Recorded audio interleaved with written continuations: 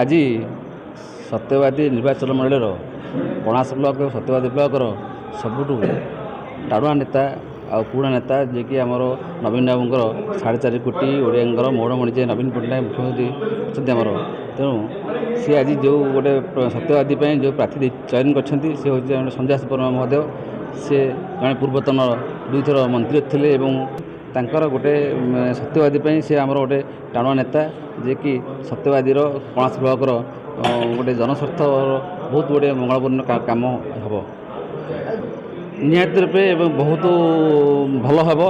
ସତ୍ୟବାଦୀର ଜଣେ ପୂର୍ବତନ ବିଧାୟକ ଥିଲେ ଏବଂ ବିଜେପିର ଜଣେ ମୁଖପାତ୍ର ଥିଲେ। ସେ ହେଉଛନ୍ତି ଜଣେ ରମାନନ୍ଦନ ବଳିଆସିଂହ।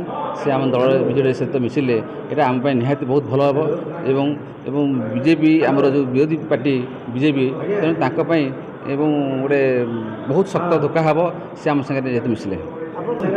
ଆମେ ଏଠୁ ମିନିମମ୍ 25,000 ଭୋଟରେ ଆମେ ଜିତିବା ପାଇଁ ଆଶା ରଖିଛୁ କଣାସ ବ୍ଲକ।